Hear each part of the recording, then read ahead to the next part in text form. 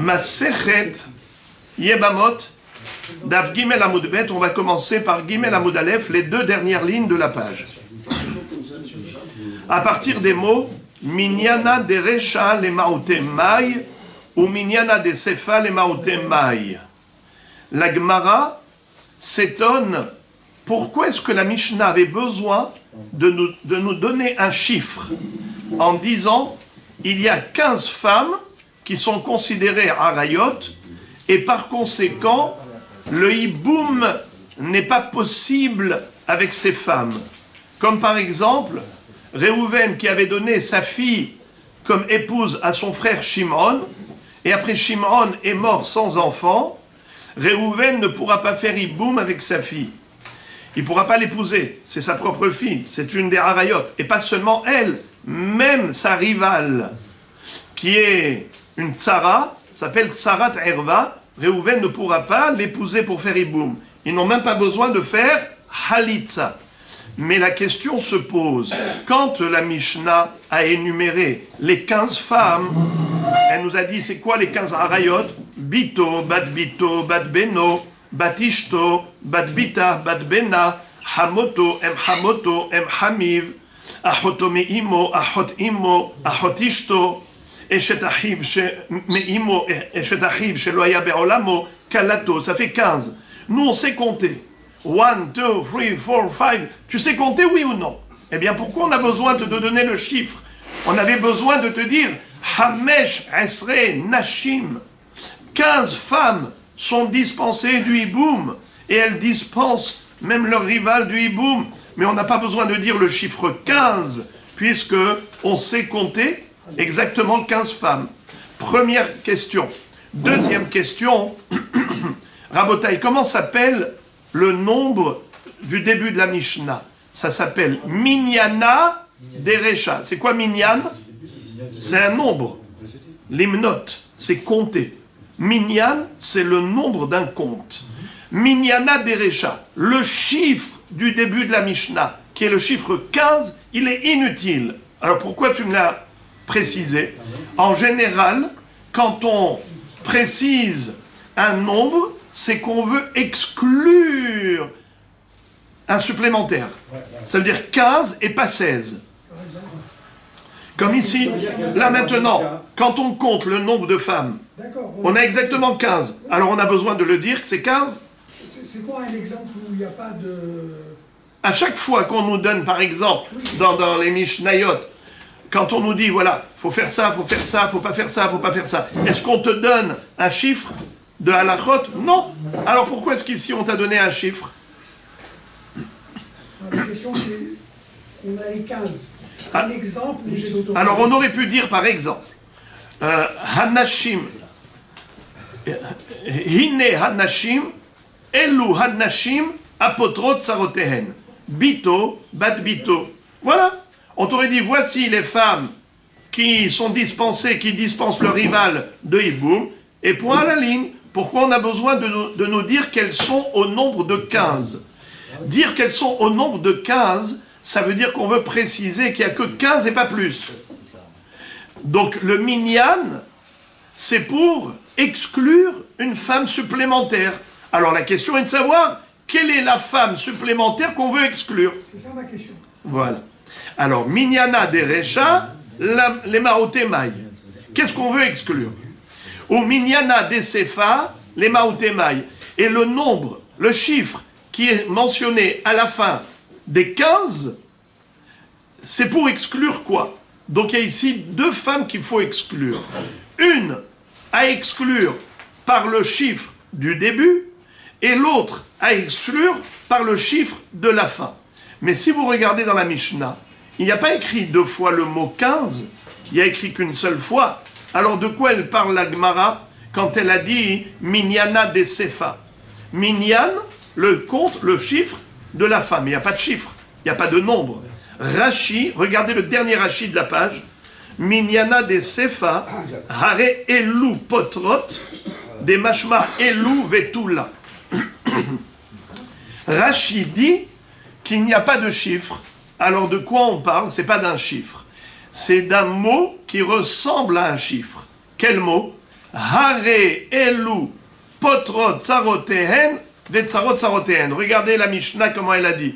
Elle a dit, à la fin, après avoir cité les 15 femmes, elle a dit, regardez Dafbet à Moudbet, deuxième ligne. Hare elu potrot tsarotehen vetsarot tsarotehen minachalitza. Ça s'appelle une exclusion. Ça veut dire une liste exhaustive. Quand je te dis, voici les femmes qui sont dispensées et qui dispensent leur rival du hiboum, quand je dis, hare elu, ça veut dire elu velo acherim, velo acherot. Ces femmes, ces 15 et pas d'autres. Ça veut dire que je veux exclure une autre catégorie de femmes. Tu aurais pu penser qu'elle aussi, elle est dispensée du hiboum et elle dispense sa rivale du hiboum. Eh bien, on te dit non, il n'y a que celle-là, ces 15, qui peuvent dispenser leur rival du hiboum et de la halitza, mais pas l'autre femme, pas une autre catégorie. Quelles sont les catégories de femmes supplémentaires qu'on aurait pu croire qu'elles dispensent leur rival du hiboum, et c'est pour cela que la Mishnah a écrit Hamesh Esre, pour te dire 15 et pas 16, et c'est pour cela que la Mishnah a écrit Hare Elu, pour te dire c'est celle-là et pas d'autres. Ça veut dire que la Mishnah a trouvé nécessaire de préciser que la liste est exhaustive pour te dire attention, ne te trompe pas, ne rajoute pas cette femme, ne rajoute pas cette femme. C'est qui ces deux femmes qu'on aurait pu rajouter logiquement et qu'on vient te dire non, il ne faut pas les rajouter? Eh bien, voici les deux femmes en question. Les maroutés des Rav et des Rav Assi. C'est pour exclure la femme que Rav a rajoutée à la liste et pour exclure la femme que Rav Assi a rajoutée à la liste. Qu'est-ce que ça veut dire? Nous allons voir, Be'ezrat Hashem, plus tard, dans la page 11, dans le Daf Yud Aleph, on va voir que Rav a rajouté encore une femme supplémentaire, où il va dire, tu veux savoir, cette femme, non seulement qu'elle est dispensée de hiboum, mais même sa rivale est dispensée de hiboum. C'est qui celle-là? C'est la sota, la femme soupçonnée d'adultère. Une femme qui a trompé son mari, et maintenant, elle est interdite à son mari. Ça veut dire malheureusement une femme infidèle, puisqu'elle a été avec un autre homme, désormais, elle ne peut plus aller avec son mari. Imaginons que son mari est mort après cette tromperie. Mais il n'avait pas d'enfant.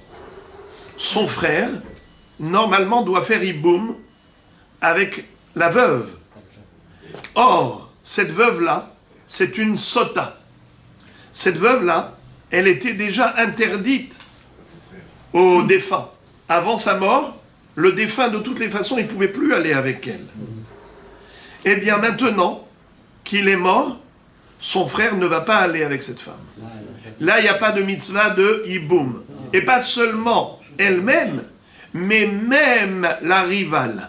Imaginons que ce frère qui est mort avait deux femmes, une sota et l'autre qui s'appelle Tsarat Sota, la rivale de la sota, de même que le frère survivant ne peut pas épouser la sota, il ne peut pas être miyabem, la sota, parce qu'elle était interdite à son frère.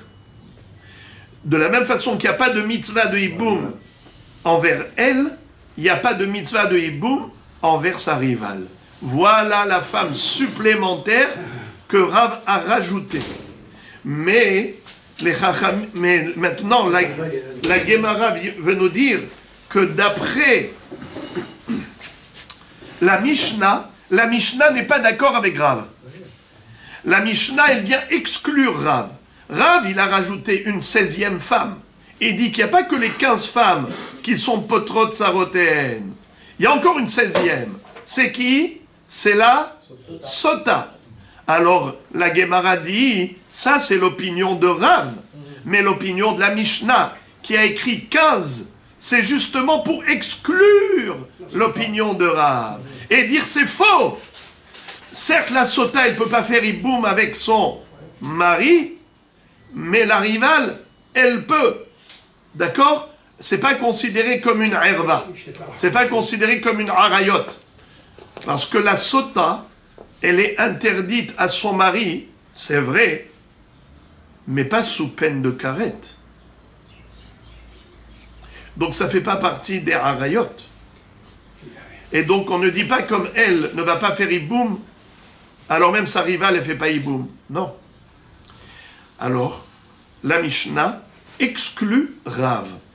Seulement, entre parenthèses, la Gemara va tout de suite poser une question, elle va dire, attends, Rav, c'est un Émora. Un Émora, en général, ne contredit pas une Mishnah. Alors, comment tu peux me dire que la Mishnah, elle exclut Rav? Mais Rav lui-même, comment il a compris la Mishnah alors? Il faut bien trouver une catégorie de femmes que la Mishnah a voulu exclure au travers du chiffre, du nombre 15, en disant 15 et pas 16. Tu m'as dit maintenant que 15 et pas 16, c'est qui la 16e femme qu'on aurait pu croire qui dispense sa rivale, on aurait pu croire que c'est la sota. Et tu me dis non, non, non, non. La sota ne dispense pas sa rivale. Comme a dit Rav que la sota, elle dispense la rivale. Non, non, non, faut pas écouter Rav. Ah bon? D'accord, très bien, merci. Mais et Rav lui-même, comment il a compris le chiffre 15? La Mishnah, c'est pas pour rien qu'elle a écrit 15. C'est 15 et pas 16. Qui il a voulu exclure? On verra ça après. Mais pour l'instant, déjà, on a compris l'exclusion du premier chiffre. 15 et pas 16, ça vient exclure quelle femme, les amis? Aidez-moi. Sota. La sota, elle, en effet, elle ne dispense pas la rivale. D'après notre Mishnah, il n'y a que 15 femmes qui s'appellent Harayot et qui peuvent dispenser leur rival de Yiboum. Mais la sota n'est pas une herva. Bien qu'elle soit interdite à son mari, mais elle ne fait pas partie des Harayot. Et donc il n'y a pas le din de l'Itzror. Il n'y a pas le din de les potrot sarotéennes qui dispensent leur rival. Il n'y a pas de ça. La rivale, elle doit faire Yiboum. La sota, non, mais la deuxième femme, oui. Ça, c'est d'après notre Mishnah. Donc notre Mishnah, avec le chiffre 15, elle a exclu Rav. Maintenant, le deuxième chiffre, Hare Elu Potrot Sarotéen. On avait dit que Hare Elu, ça veut dire quoi Hare Elu? Celle-là, les 15, et pas une 16e. Pourquoi la Mishnah rajoute encore une fois une exclusion? C'est qu'elle veut exclure encore une catégorie de femmes. C'est qui? Eh bien, c'est celle que Rav Assi a voulu rajouter au 15. Rav Assi a rajouté une 16e. Il a dit, il n'y a pas que 15, il y a une 16e. C'est qui? C'est la Haïlonite. On verra après que Rav Assi, dans le Daf Yudbet, il va rajouter Haïlonite. C'est quoi Haïlonite? Une femme stérile, et qui n'a même pas de simanim de femme. Elle n'a pas de signe féminin. Elle n'a pas la poitrine, elle a une voix masculine. Mais Kitsu, même physiquement, biologiquement, sur le plan physiologique, elle ne ressemble pas à une femme. Donc, de ce fait, elle est haïlonite. Mais, parfois, un homme, en âme et conscience, il savait qu'elle était haïlonite. Et malgré tout, il l'a épousée.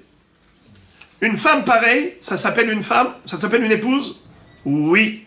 Pourquoi? Parce qu'il lui a dit est-ce que c'est une femme? Oui, c'est une femme.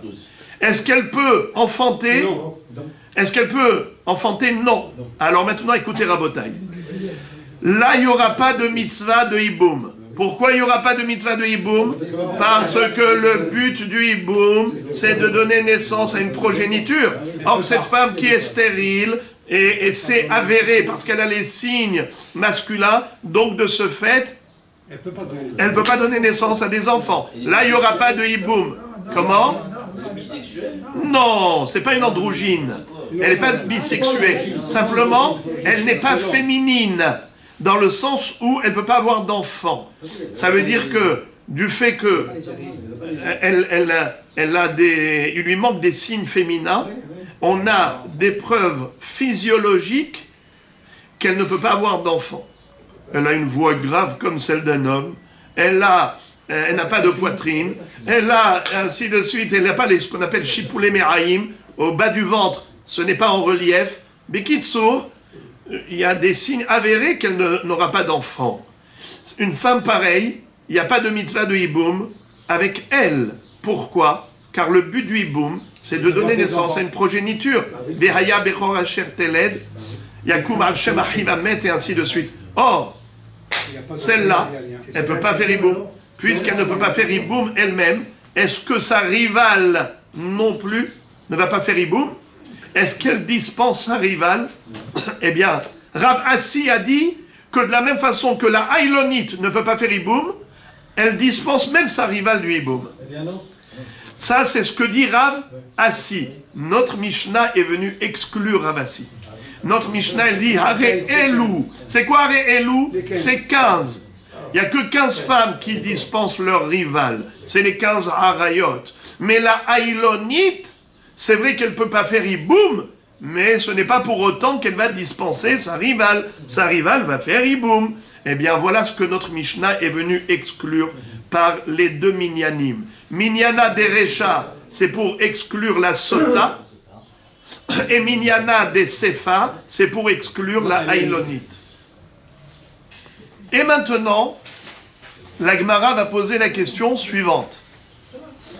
Regardez la fin de la première ligne de Gimel Amudbet.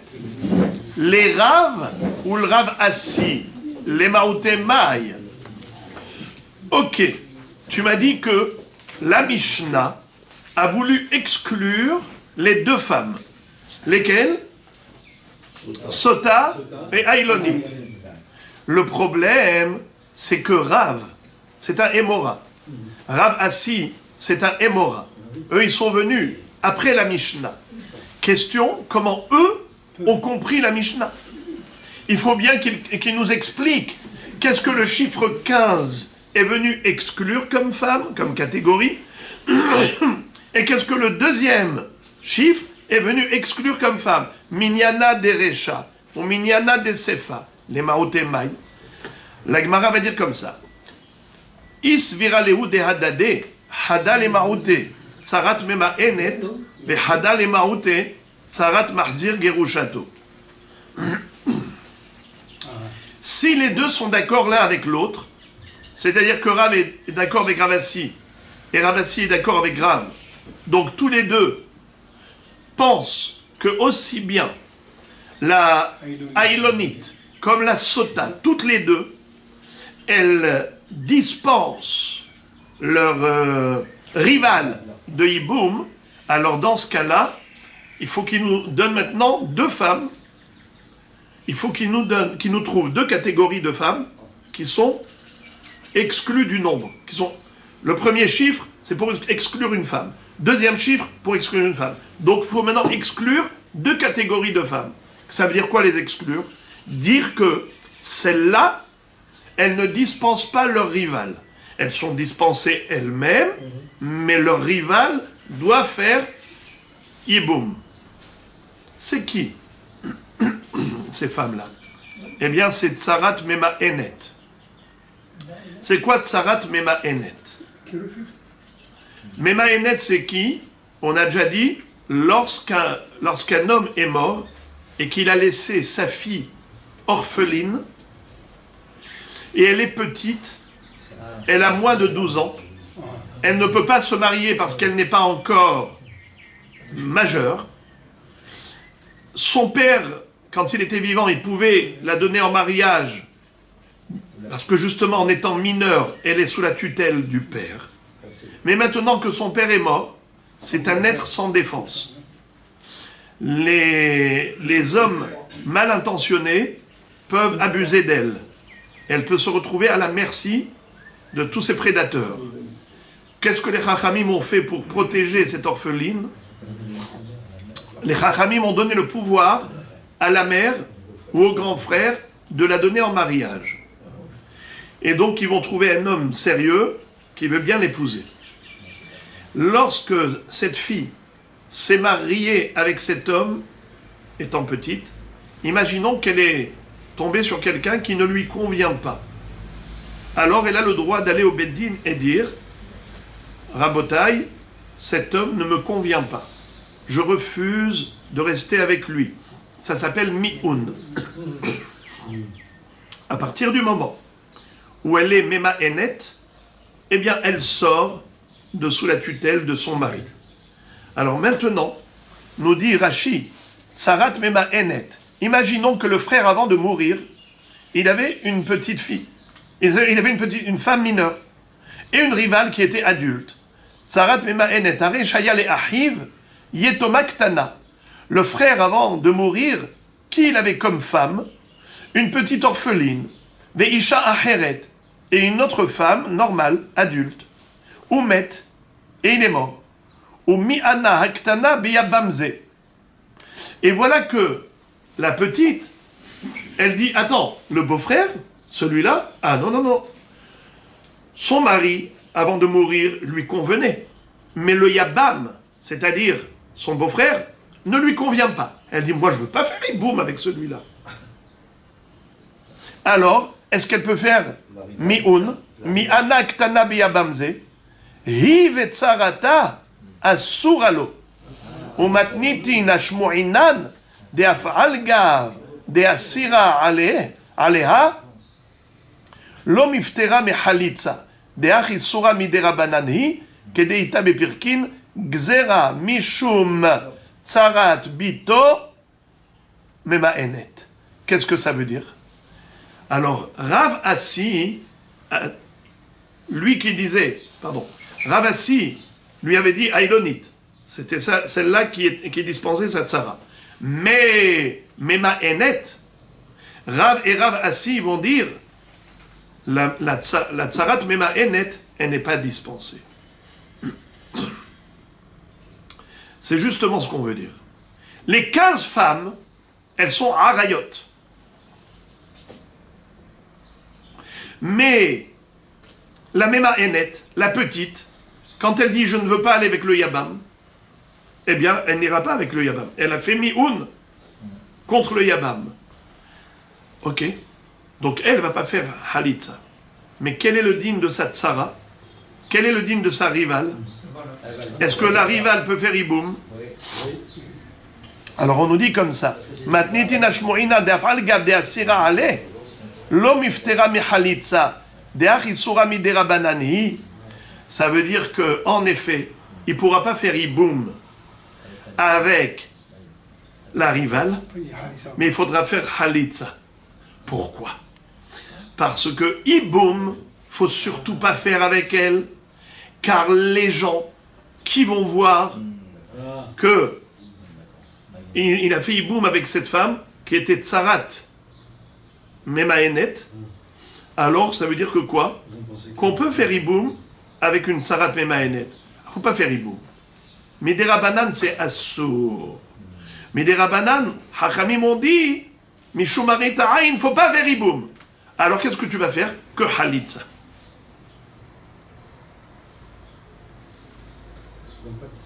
Tu vas faire que Halitza. Donc c'est ça. Alors donc, qu'est-ce qu'il y a écrit dans la Mishnah? Que les 15 femmes, elles sont potrotes, tsaroten, mina iboum ou min halitza. Mina halitza ou mina iboum. Les arayot dispensent la tsara. De quoi ils dispensent la tsara? Des deux. Du iboum et de la halitza. Tandis que la tsarat mema-enet, elle dispense du hiboum, mais elle ne dispense pas de halitza. Encore, qu'est-ce que ça veut dire? Celui qui a été Mahzir Grouchato. Vous savez c'est quoi Mahzir Grouchato? Un homme qui a repris avec sa femme, quand ça? Sa femme n'a nulle part. pas bougé, ça c'est sûr. Ouais, elle a pas eu- Elle a repris après le... Bravo, bravo. C'est ça, non? Marzir Grouchato, on parle d'une femme qui est partie ailleurs. Ça veut dire, Réhouven était marié à une femme. Ensuite, il a divorcé, il a répudié. Ensuite, elle a été voir monsieur David. Elle s'est mariée avec David. Ensuite, David lui a donné un guet. Il a répudié. Ensuite, elle a retrouvé Réhouven. Bonjour Réhouven, comment ça va depuis? Elle a dit, je veux pas qu'on se remarie. Elle a dit, oui, mais c'est assourd. Parce que en attendant, tu t'es marié avec quelqu'un d'autre. Lo yuchal ba'ala rishon lekarta achare asher utamma'a. Faut pas que son ex-mari la reprenne, la récupère. Il ne peut pas reprendre avec une femme qui, en attendant, s'est mariée avec quelqu'un d'autre. Ça s'appelle Mahzir Gerushato, celui qui reprend son ex. Reprendre son ex, si elle ne s'est pas remariée, si elle ne s'est pas mariée avec quelqu'un d'autre, il n'y a aucun problème. Mais reprendre son ex, si en attendant elle s'est remariée avec quelqu'un et elle a divorcé, eh bien, assour. Ça s'appelle Issour Mahzir Gerushato. C'est un lave de la Torah, c'est un interdit. Alors maintenant, imaginons, le frère qui est mort, avant de mourir, il avait une femme, normale, et il avait une deuxième, laquelle? Son ex qui l'a repris. Celle qu'il a reprise après qu'elle se soit mariée avec un autre homme. Il n'avait pas le droit de le faire. Mais lui, il a transgressé l'interdit de la Torah. Je vous pose une question. J'ouvre une parenthèse. D'après vous, un homme qui a transgressé l'interdit de la Torah, et il s'est remarié avec son ex, bien qu'elle se soit mariée avec quelqu'un d'autre en attendant. Elle s'est mariée, elle a reçu le guet, comme j'ai décrit. Est-ce que cette femme maintenant, qui est avec son premier mari, est-ce qu'elle a le droit de rester avec lui? Non. Est-ce que maintenant, puisqu'elle n'a pas le droit d'aller avec lui, est-ce qu'elle peut aller se remarier avec quelqu'un d'autre? Oui. Faux. Pourquoi? Qu'est-ce qu'il faut? Un guet. Un guet. Le guet, bien sûr. Bravo. Ça veut dire que, bien que, exactement, ça lui fera deux guettes du même mari. Premier guet, elle avait déjà reçu, et un deuxième guet maintenant. Pourquoi? C'est pas parce qu'elle lui est interdite et qu'ils doivent divorcer qu'elle est automatiquement répudiée. Il n'y a pas d'automatisme. Correct. Il faut absolument le guet. Pourquoi? Je vais vous donner encore un autre exemple. Un Cohen qui a épousé une divorcée, est-ce qu'il a le droit? Non. Il n'a pas le droit. Maintenant, il a fait. Il lui a donné l'argent, la tabarat veut dire arrête mes coups d'échetli. Il n'a pas le droit de rester avec elle. Est-ce qu'elle peut partir avec un autre homme? Non, elle ne peut pas partir avec un autre homme tant qu'elle n'a pas reçu le guet du Cohen. Ça veut dire qu'elle est mariée au Cohen, mais ils n'ont pas le droit de rester ensemble, il faut qu'il lui donne un guet. Mais tant qu'elle n'a pas reçu le guet, elle s'appelle mariée au Cohen. Et si un autre homme a une relation avec elle, il est passible de la peine capitale. Pourquoi? Parce qu'il a été avec une femme mariée. Elle est mariée à qui? À un Cohen. Oui, mais le Cohen n'avait pas le droit de l'épouser. C'est vrai, il n'avait pas le droit, mais il a quand même transgressé l'interdit, il a épousé. Quelle est la différence entre ce cas et le cas suivant? Un homme, il dit à sa sœur, prend une bague, il dit à sa sœur, Ariat Mekudeshetli. Est-ce qu'un homme a le droit d'épouser sa sœur? Non. Maintenant, il lui a donné, malgré tout, il a transgressé l'interdit, il lui a donné une bague. Est-ce qu'elle a besoin d'un guet? Non, parce que le Tofsim, Parce que, El Kiddushin Tofsim. Quelle est la différence? Pourquoi, quand il a épousé, un Cohen a épousé une divorcée, ou un homme a épousé son ex, qui s'est marié entre-temps avec quelqu'un d'autre, elle a reçu le guet entre-temps, et maintenant il a reprise, il n'avait pas le droit de la reprendre. Marzir Grouchato. Pourquoi dans ce cas-là, tu me dis qu'il lui faut un guet, bien que ce mariage était interdit, et pourquoi dans le cas de quelqu'un qui dit à sa sœur, Ariat Mekudeshetli, on dit que En Kiddushin Tofsim, les Kiddushim n'ont pas pris effet, elle n'a même pas besoin de guet. Quelle est la différence entre ce cas et ce cas?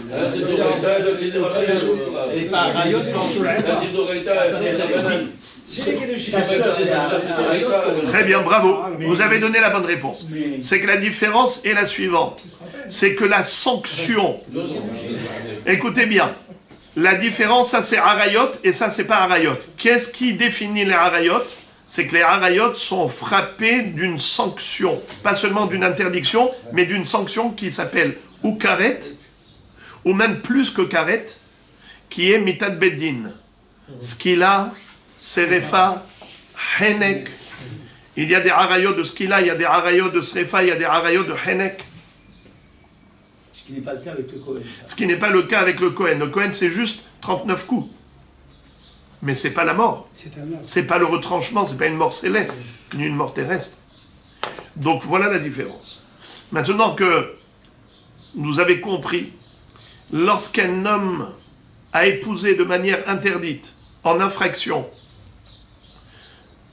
gros château, d'accord? Alors maintenant, il est mort. Sans enfant, sans progéniture, son frère, est-ce qu'il doit épouser cette groucha? Cette femme qui était interdite à son frère? Non. Est-ce qu'il doit épouser sa rivale? Ça se discute. Alors la rivale, vous savez qu'est-ce qu'il va devoir lui faire? Lui donner une halitza.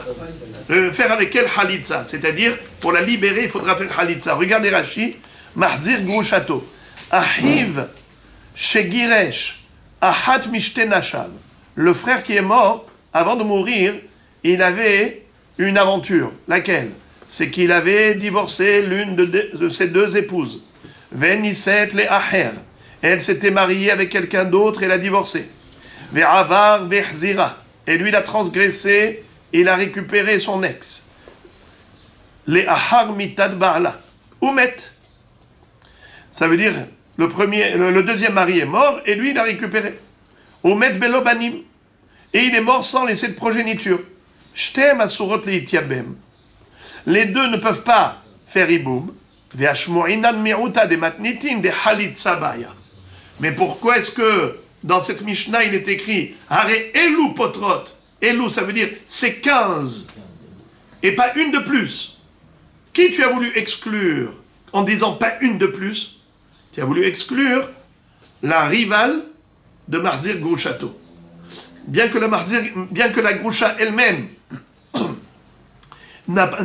c'est sûr qu'il ne va pas faire Iboum avec elle, mais il a tout de même besoin de faire Halitza. Je ne comprends pas ce qu'on avait dit au début. Attendez. Juste, vous avez digéré ça? Oui. Vous avez digéré. C'est que la Halitza est nécessaire par rapport à deux cas de figure. Dans le cas de dans le cas de Mema Enet et dans le cas de Marzé Grouchato. Almana les Kohen Gadol. On va voir plus tard que un Kohen Gadol n'a pas le droit d'épouser une veuve. Quel est le din si cette veuve était la femme de son frère? Ça veut dire, c'est un hiboum. Maintenant, le hiboum c'est quoi? C'est d'épouser la femme de son frère. Mais la femme de son frère, elle est veuve. Un Kohen Gadol n'a pas le droit d'épouser une veuve. Est-ce que le Kohen Gadol peut faire hiboum avec la femme de son frère? Non, mais Halitza, oui. Voyez-vous, c'est juste un lave. C'est pas une herva, puisque c'est juste un lave, c'est pas une herva. Donc il n'y a pas de hiboum, mais il y a Halitza. La même chose pour Marzir Grouchato. Il n'y a pas de hiboum, mais il y a Halitza. Parce que c'est juste un lave, c'est pas un karet. Alors la question, d'après Rav et Rav Assi, qui eux ont rajouté deux femmes supplémentaires en disant qu'elles dispensent leur rival du hiboum. Nachon. Par exemple, la sota. Tsarat sota, qu'est-ce qu'avait dit Rav? Tsarat sota asura, chez imzinta ishto velo isha heret umet blobanim, shten pturot. Nachon? Est-ce que Rav et Rabassi sont d'accord tous les deux sur ça? Ça veut dire qu'il n'y a ni hiboum, ni halitza. Alors la question est de savoir, puisque d'après Rav et d'après Rav Assi, la tsara de Ailonite, la tzara de Sota, elles sont dispensées de Khalitsa et de Hiboum, autant que les Harayot. La question se pose, d'après eux, pourquoi la Mishnah ne les a pas mentionnées? La Mishnah aurait dû dire 17 femmes. Encore nous, on a dit 15 femmes pour exclure Rav. Pour exclure Ravassi. Après on a dit, d'accord, ça c'est bon pour nous. Mais Rav et Ravassi sont des Moraïm. Comment ils comprennent la Mishnah? Alors eux aussi ils trouvent deux catégories de femmes à exclure. C'est qui? Mema Enet. Ou? Non. Non. Mema Enet et Mahzir Grouchato. Mema Enet et Mahazir Grouchato. N'est-ce pas? On est d'accord? Alors eux ils ont trouvé qui exclure. Ok. Mais maintenant on se retourne vers Rav et Ravassi. Et on va leur dire, s'il vous plaît, d'après vous, Rav et Ravassi, si vous dites que ces deux femmes, la Sota et la Ailonite, c'est exactement comme les Harayot, ça veut dire qu'ils dispensent leur rival à la fois du Hiboum et de la Halitza. Alors pourquoi ça n'a pas été mentionné dans la Mishnah? Réponse, les filles chez Ena Betsara Tsara. Car ces deux femmes, la Sota et la Ailonite, il n'existe pas de possibilité de dire qu'il y a une Tsara de Tsara. C'est-à-dire, puisque ces femmes-là, elles dispensent leur rival, aucun des frères ne pourra faire Hiboum, ni avec elle, ni avec la Tsara. Je m'explique. Vous vous rappelez qu'est-ce qu'on a appris dans la Mishnah? Comment est-ce possible d'avoir Erva, Vetsarata, Vetsarat Tsarata, Vetsarot Tsarotehen, Atsof Haolam? Comment est-ce qu'on pouvait avoir un enchaînement de rival, de rival, de rival, de rival? Vous vous rappelez? On avait décrit. Si par exemple, il y a une dizaine de frères, exemple. Réhouven, c'est le grand frère. Il a donné sa fille à son frère Shimon. Shimon a épousé donc la nièce. Et il avait une deuxième femme. Shimon est mort sans laisser de progéniture. Réhouven maintenant, il vient pour faire Hiboum, il dit « Ah, je peux pas. Pourquoi? Il y en a une que c'est sa fille. Comme sa fille ne peut pas, même la rivale, il ne peut pas non plus. Mais par contre, un autre frère, par exemple Lévi, un autre frère, il vient, il dit « Ah, moi je fais Hiboum avec la rivale. » Il a fait Hiboum avec la rivale. Et lui aussi, il avait encore une autre femme. Donc il avait deux femmes. Celle-là et la rivale de son frère Shimon qui est mort. Et après Lévi, lui-même, est décédé sans laisser de progéniture. Alors maintenant, qu'est-ce qui se passe? Yehuda, l'autre frère, qu'est-ce qu'il a fait? Il a pris la rivale de la fille de Réhouven. Ça fait maintenant rivale de rivale. Alors maintenant, imaginez-vous. Maintenant, Réhouven, est-ce qu'il peut faire Hiboum avec l'une d'entre elles? Non. Pourquoi Réhouven il ne peut pas? Parce que c'est la rivale de la rivale de la rivale de sa fille. Donc lui, il ne peut pas. Mais un autre frère, comme Issachar et Zevulun, ils peuvent faire Hiboum avec eux. Alors chacun peut faire Hiboum avec ces femmes. Pourquoi? Parce que pour eux, ils auraient pu même carrément faire Hiboum avec qui? Avec la nièce. Avec la fille de Réhouven. Était permise. Mais Réhouven n'aurait jamais pu faire avec sa fille. Donc Réhouven, lui, il est bloqué. Mais les autres, ils ne sont pas bloqués. Puisque les autres ne sont pas bloqués. Donc on peut imaginer le cas de figure de Tsara, de Tsara, de Tsara, de Tsara, la rivale de la rivale de la rivale de la rivale. C'est possible. Par contre, dans le cas de ces deux femmes, le cas de la Sota et le cas de la Ailonite, il n'y a pas de rival de rival. Ça n'existe pas. Pourquoi? Car de même que Réhouven, il ne peut pas faire Hiboum, même Lévi, même Yehuda, même Issachar, aucun d'entre eux ne peut faire Hiboum. Pourquoi on ne peut pas faire Hiboum? Par exemple, Ailonite. Elle n'a pas d'enfant. Ailonite ne peut pas avoir d'enfant. Alors, il ne peut pas y avoir de Hiboum avec elle. Donc c'est tous les frères pareils. Il n'y a pas de différence entre ce frère et ce frère. Tous les frères sont frappés d'interdiction. Donc aucun frère ne pourra faire Hiboum avec la rivale. Comme ils ne peuvent pas faire avec la Ailonite elle-même, ils ne peuvent pas faire avec la rivale. Mais tu ne peux pas avoir rival de rival. Parce que quand est-ce qu'on pouvait avoir rival de rival? C'est quand un autre frère, il a fait Iboum avec la rivale. Mais maintenant, c'est qui cet autre frère? Aucun d'eux ne peut faire. Car c'est une femme qui ne peut pas enfanter. Si elle ne peut pas enfanter, donc aucun des frères ne peut faire Iboum avec elle, et aucun des frères ne peut faire Iboum avec sa rivale. Donc il ne peut pas y avoir d'enchaînement. Tu ne peux pas avoir un cas de figure de Tsarat Tsara. Tu ne peux pas avoir le cas type qu'on a décrit dans la Mishnah, c'est Tsarot Tsarotéen, la rivale de la rivale. Mais comment c'est possible? Ce n'est possible que si l'interdiction ne concernait qu'un frère, mais ne concernait pas les autres frères. C'est pour ça qu'on pouvait trouver un enchaînement. Mais parce qu'eux, ils ne sont pas frappés d'interdiction. Mais là, il n'y a aucune différence entre un frère et un autre. Ils sont tous frappés d'interdiction. Car l'une des filles est aïlonite, eh bien comme elle est dans l'impossibilité de hiboum, sa rivale est dans l'impossibilité de hiboum, donc ça s'arrête là. L'histoire s'arrête là. Tu ne peux pas avoir une histoire de rival de rival. Ça s'arrête là. Pareil, Sota. La Sota, elle était interdite.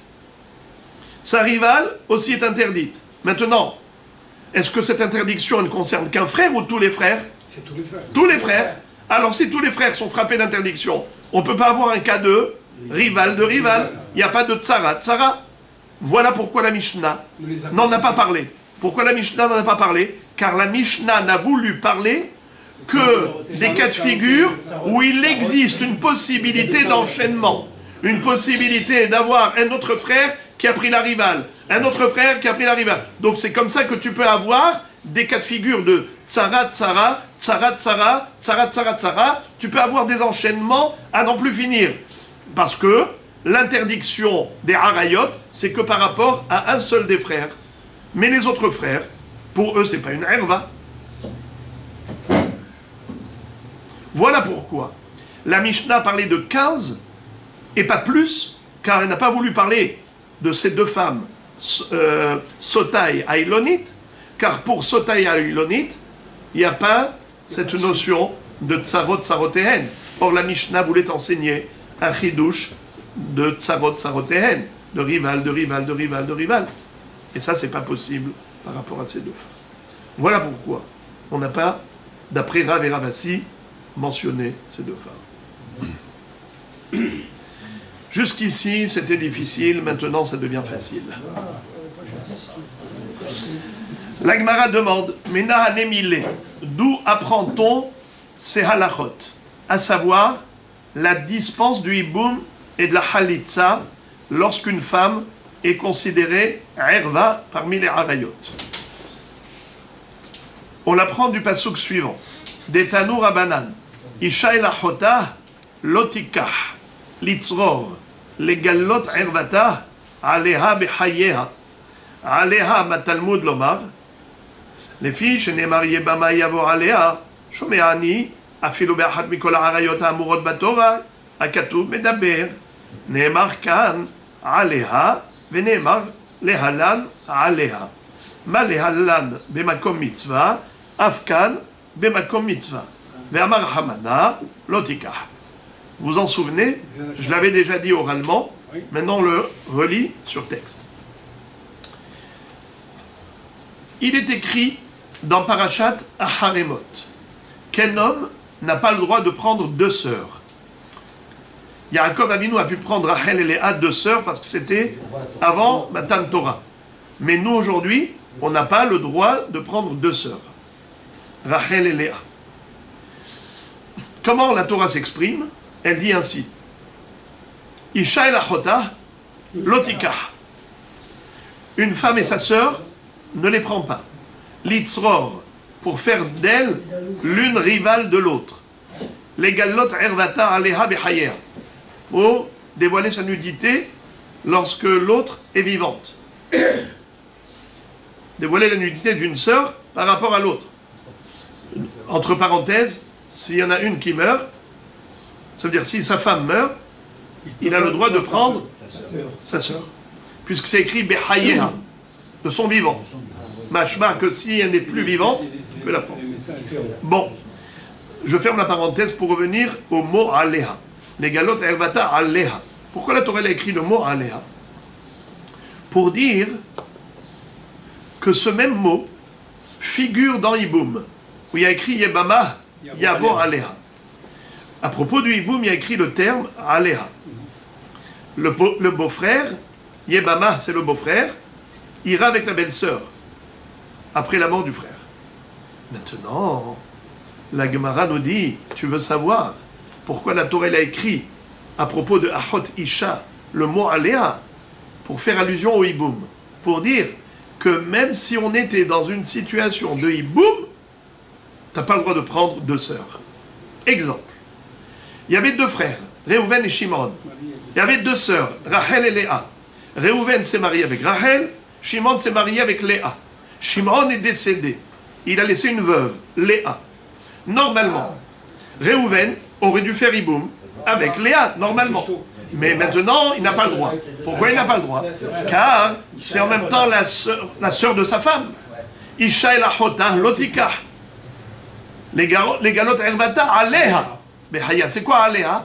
Même lorsqu'on est dans un contexte de aleha, c'est-à-dire Iboum, où il y a écrit Yebama Yavo aleha, même dans un contexte de Iboum, t'as pas le droit de prendre deux sœurs. De là, on apprend qu'il y a une restriction, il y a une limitation. Le Iboum est une mitzvah, mais pas à tout prix. C'est uniquement si on n'est pas confronté à Issur de Ahot Ishto. Maintenant, la Gemara dit, ok, tu as une référence uniquement pour le Issur de Ahot Ishto, deux sœurs, comme on a dit Rachel et Léa. Enli Elahi Tsarata Minain, ok, tu n'as pas le droit de faire Iboum avec la sœur de ta femme. Mais quel est le din si ton frère était marié à deux femmes? L'une, c'est la sœur de ta femme, l'autre, c'est une étrangère. Pourquoi tu ne ferais pas Iboum avec la tsara, avec la rivale? Alors d'où on sait, d'où on apprend, là on est au CNRS. Là on est en train de trouver la référence thoraïque, c'est-à-dire En li elahi tsarata minayin talmud lomar litzror. C'est quoi litzror? De prendre deux sœurs comme rivales, c'est pour faire allusion même à la rivalité de la Yebama qui est Ahot Ishto avec une autre Yebama qui n'est pas Ahot Ishto. Étant donné qu'elles sont rivales, de même que tu ne peux pas faire Iboum avec la sœur de ta femme, tu ne peux pas faire Iboum avec sa rivale. En li ela tsarata, tsarata minayin. Ok, tu m'as dit que qu'il ne peut pas faire avec la rivale, mais quel serait le din de la rivale? C'est-à-dire, imaginons trois frères, Réhouven, Shimon, Lévi. Lévi avait le droit de faire Iboum. Réhouven ne pouvait pas faire Iboum, pourquoi? C'est sa fille. Parce que, non, sa sœur. Réhouven et Shimon étaient mariés à deux sœurs. Réhouven marié à Rachel, Shimon à Léa. Shimon est mort, Réhouven il ne peut pas faire Iboum avec Léa, pourquoi? Parce que c'est la sœur de sa femme Rachel. D'accord? Mais Lévi, lui, il était marié à une étrangère. Il peut faire Iboum.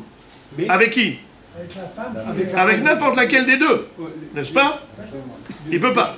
Il peut, pardon, avec n'importe laquelle des deux. Soit avec la sœur de la femme de Réhouven, soit avec sa rivale. Il a choisi la rivale. D'accord? Il a fait Iboum avec la rivale. Maintenant, il a deux femmes. L'une, c'est la rivale de la belle-sœur de Réhouven. L'autre, c'est une étrangère. Et maintenant, Lévi est mort. Il n'a pas d'enfant. Est-ce que Réhouven peut faire Iboum avec l'une des femmes de Lévi? Réponse non. Ni avec la première, ni avec la deuxième. Pourquoi?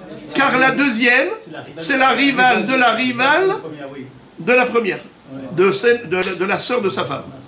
Étant donné qu'il ne peut pas faire Iboum avec la sœur de sa femme, il ne peut pas faire Iboum non plus avec la rivale de la sœur de sa femme.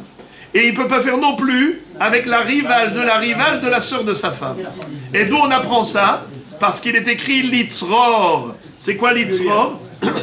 Quand on a dit Litzror, ça veut dire de prendre des rivales. Pourquoi il y a écrit deux fois Resh? On aurait pu écrire Latzor.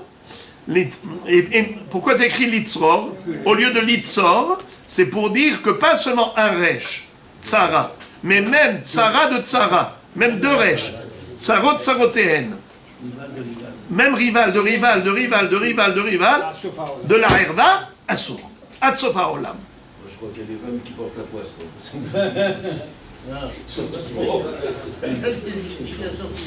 Alors maintenant, la Braïta continue et poursuit sa recherche. Elle dit En liela hotisha, tu l'as convaincu par rapport à une herva, des harayot. C'est la sœur de sa femme. Sh'ar harayot minaïn, mais les 14 autres harayot, pourquoi tu m'as dit 15 harayot? Ça veut dire que elles ont toutes le même din, de pouvoir dispenser le rival et la rivale de la rivale et ainsi de suite, à Tsofa Olam. Mais d'où tu le sais? C'est écrit dans la Torah uniquement à Hotisha, c'est là où on a trouvé le mot Aléha. Réponse. Ah Martha, tu dois raisonner ainsi. Ma ahotisha meyuhedet shi erva behayavin al zona karet v'ashgeta hatat ve'asura leyabam af kol shi erva behayavim al zona karet v'ashgeta hatat asura leyabam. C'est très simple. On le fait par analogie, par comparaison. Qu'est-ce qu'elle a de spécial, la sœur de sa femme, ahotishto? Elle a quoi comme spécificité? Eh bien, premièrement, elle est interdite, s'appelle herva. Deuxièmement, celui qui irait avec elle sciemment, il transgresserait le issour, il est passible du retranchement. Hayab alea karet, c'est une mort céleste. Il mourra prématurément chez Metzilem. Troisièmement, s'il a été avec elle par ignorance, par inadvertance, alors il sera hayab korban hatat. Car on connaît la règle. À chaque fois qu'il y a chiyuv karet bemezid, il y a chiyuv hatat beshogeg. Toute avera qui est passible du retranchement, si elle avait été commise volontairement, eh bien cette même avera, si elle est commise involontairement, il faut apporter un korban expiatoire qui s'appelle korban hatat. Voilà donc la spécificité des harayot. Hayavim al zdonam karet ve'al shigegatam hatat. Maintenant, les autres harayot, les 14 autres, c'est exactement pareil. Ce sont des herva, des harayot. Ça veut dire interdite. Deuxièmement, si on va avec elle, hayav karet, si c'est bémézid, si c'est béshogeg, hayav hatat, par exemple, un homme avec sa sœur, n'est-ce pas? Donc, il est hayav, karet, il est hayav, hatat. Donc, c'est exactement pareil. Pourquoi tu veux établir un distinguo entre la sœur et la sœur de sa femme et une autre herva? C'est pareil. Voilà comment la Baraïta nous a convaincus en disant toutes les harayot c'est pareil. La Baraïta conclut en disant Mikan amru hachamim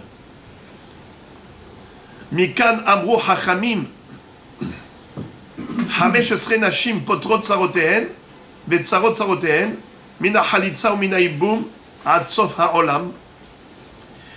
De là, les hachamim ont déduit que les 15 harayot elles dispensent leur rival, ainsi que la rivale de leur rival, du hiboum et de la halitza, jusqu'à la fin du monde. C'est-à-dire que ce soit rival de rival, de rival, de rival, de rival, autant que tu en veux, il y aura toujours une dispense, puisqu'à l'origine, on a une herva. Dès qu'il y a une herva à l'origine, de la même façon qu'elle, elle est dispensée, elle dispense sa rivale. Et si jamais notre frère a fait hiboum avec elle, avec la rivale, parce qu'il avait le droit de le faire, si jamais il meurt sans enfant, eh bien le premier qui a été frappé d'interdiction ne pourra pas faire hiboum ni avec la rivale, ni avec la rivale de la rivale. Et c'est pareil, crescendo, c'est-à-dire ça continue comme ça. La Braïta conclut en disant Yachol shani merabe afshesh arayot hamurot me'elu sheyu tsarotehem asurot. Maintenant, vous savez que il y a une Mishnah qui vient juste après celle-là, où on retrouve Shesh Harayot Hamurot Me'elu. Qu'est-ce que ça veut dire?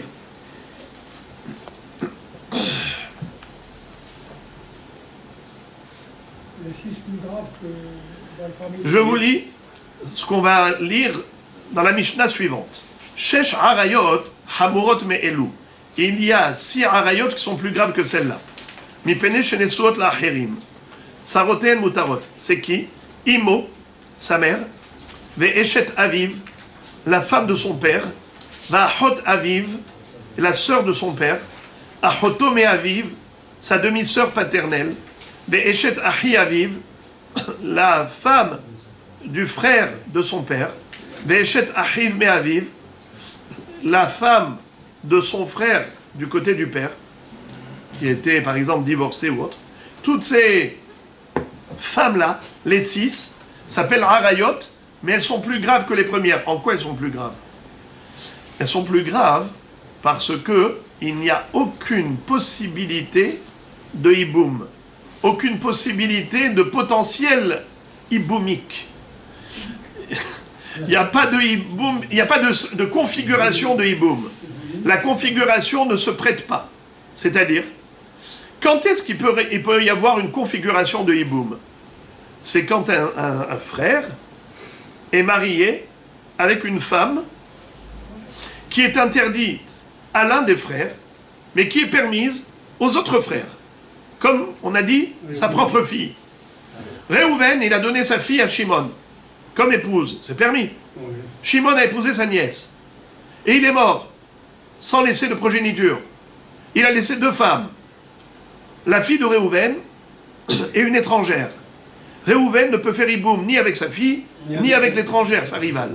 Par contre, Lévi, un autre frère, lui peut faire hiboum avec les 2. Avec sa nièce. Parce qu'avec sa nièce et avec l'autre. Yehuda, il peut faire hiboum avec les 2. Oui. Tous les autres frères peuvent. Donc, la configuration du hiboum est présente. Parce que lui ne peut pas. Parce que pour lui, elle est herba. Mais pour les autres frères, ils peuvent faire hiboum sans aucun problème. Il y a par contre 6 cas de figure, 6 harayot, où la configuration de hiboum ne se présente même pas. Comment est-ce possible? Eh bien, quand le mariage est juste impossible. C'est-à-dire qu'il ne peut pas y avoir un frère à lui qui a épousé cette femme. Car son frère aussi ne pouvait pas épouser cette femme. C'est quoi le cas où le frère ne peut pas épouser cette femme? Et donc elle est herva, elle est harayot, pas seulement pour lui, mais même pour son frère. Eh bien, c'est très simple. Par exemple, sa propre mère, bravo, sa propre mère. Est-ce qu'une mère est interdite qu'à l'un des frères et elle est permise à l'autre frère? Elle est interdite à tous les frères de manière équivalente. De manière équivalente. Regardez. Regardez ça. Imo, sa propre mère. Sa propre mère, elle est interdite. À lui et à son frère, ils ont la même mère. D'accord? Ils ont le même père. C'est pas possible que son frère se marie avec sa mère. Eshet Aviv, la femme de son père. Son père, il avait 2 femmes. Est-ce qu'un homme a le droit d'épouser la femme de son père? Imaginons son père, il lui a donné le guet. Après, il trouve, il dit, ah, bonjour, et on se marie. Has v'shalom. C'était autrefois la femme de son père. Même si c'est pas sa mère. Et de la même façon que lui ne peut pas l'épouser, même son frère ne peut pas l'épouser. À Botaï, le hiboum, ça passe, on l'a déjà dit en préambule, vous vous rappelez le premier jour, ça passe que par le père. Que si ce sont 2 frères qui ont le même père. Ah oui, absolument.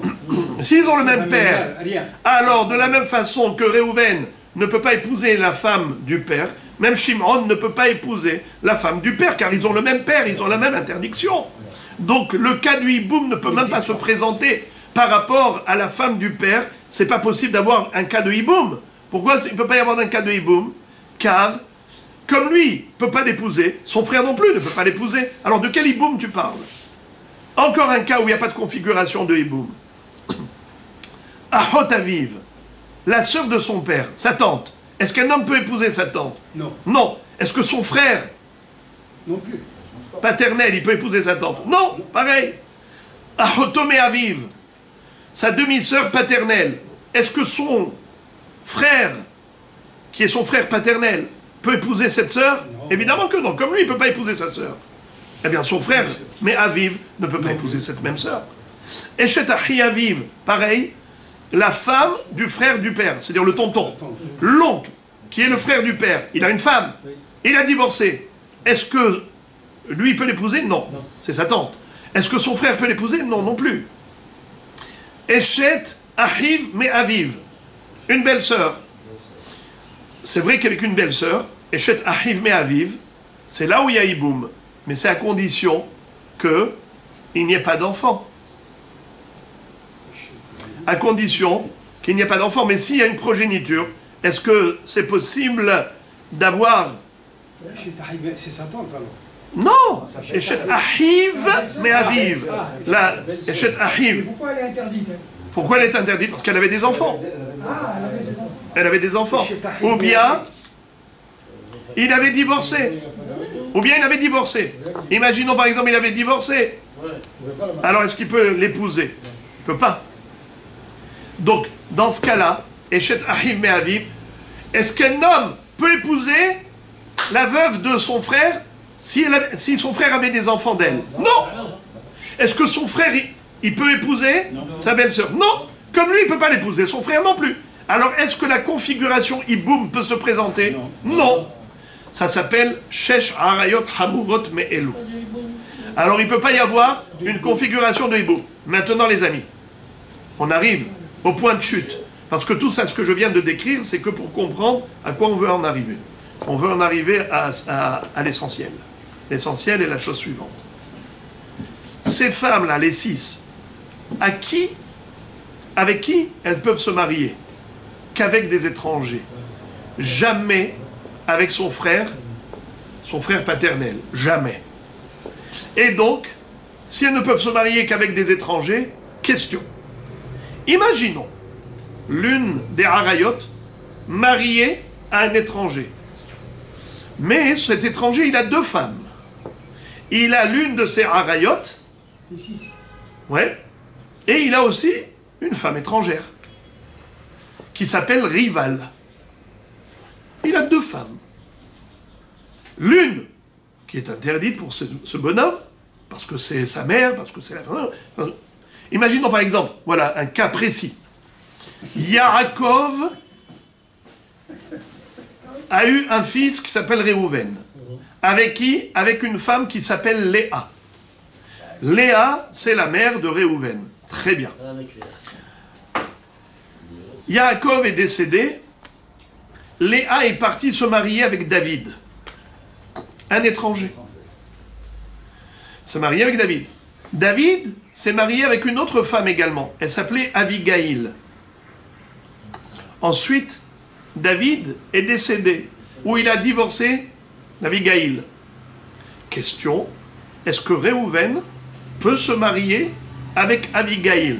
C'est une rivale. Rivale de qui? De la mère. De sa mère. C'est une rivale de sa mère. Eh bien, la halakha, elle est que c'est permis pour Réhouven de se marier avec Abigail, la rivale de sa mère. Pourquoi? Car l'interdiction de la rivale, c'est uniquement dans un cadre de hiboum. Mais lorsqu'on n'est pas dans une configuration de hiboum, il n'y a pas de notion d'interdiction de rivale. Tout ce qu'on a appris que la rivale est interdite et la rivale de la rivale est interdite, c'est dans le pasouk de hiboum où il y a écrit Aleha.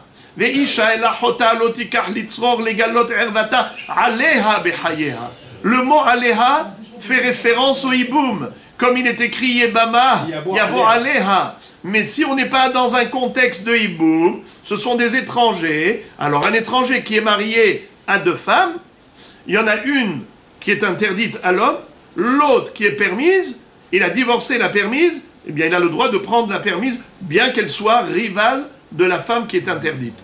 Car la Torah, quand elle a interdit la rivale, ce n'est que dans le contexte du hiboum. Moi, j'ai les neurones qui sont trop chauds.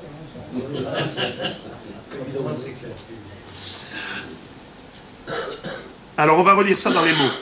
Yachol shani merabe avshesh harayot hamurot me'elu sheyu tsarotehem asurot amarta ma'achot ishto meyuchedet שהיא ערווה וחייבים על זונה כרת ועל שגיאת החטאת ואפשר להינשא לאחרים ואסורה ליבם, צרתה אסורה, אף כל שהיא ערווה וחייבים על זונה כרת ועל שגיגתה חטאת, ואפשר להינשא לאחים, ואסורה ליבם, צרתה אסורה. יצאו שש עריות חמורות מאלו, הואיל דאי אפשר להינשא לאחים. Ils ne peuvent pas se marier avec les frères, puisque le même issour qui le frappe à lui, frappe même ses frères. Donc ces femmes ne peuvent se marier qu'avec des étrangers. Tsarotehen mutarot. Leur rivale est permise. Chez En Tsara et la Me'ah. Quand est-ce que la Tsara elle est interdite? Que si c'est Me'ah. Une Tsara qui était mariée à un frère. Mais une Tsara qui était mariée à un étranger est permise. La Baraïta poursuit encore. Et elle pose une question. Et ce sera la fin de la Baraïta. Azhara Shamanu. Onesh Minayin. On a compris maintenant qu'il y a un Issour d'épouser la rivale, d'épouser d'abord la Herva elle-même et d'épouser sa rivale. D'où on l'a appris de Achot Ishto. Isha el Achota lotika litzron ligalot Hervata alea bechayea. Et on avait dit que de la même façon qu'on n'a pas le droit d'épouser en tant que Iboum la sœur de sa femme, ainsi on n'a pas le droit d'épouser toutes les Harayot. Et pas seulement la Herva elle-même, mais même les Tsarot, comme il est écrit, Litzror. Donc tout va bien. Mais ça c'est pour l'interdiction. Mais qui nous dit qu'il y a également un Onesh, c'est-à-dire une sanction de karet, une sanction divine, de mort céleste, si jamais il transgresse, à Markra, qui kol asher yaase mikol atoevot haele, venichretu anefashot haosot mikered amam. Il est écrit dans Parashat Kedoshim que Haremot, pardon, excellent. Parashat Haremot, il est écrit que toutes ces personnes-là qui auront transgressé les harayot vont se retrouver frappés de karet. Donc tu vois que le chiyuv karet, il est pour toutes les harayot, même celles qui sont dans un cadre de hiboum. C'est pas parce que c'est dans un cadre de hiboum que c'est permis. Car à partir du moment où le hiboum est interdit, eh bien, c'est interdit.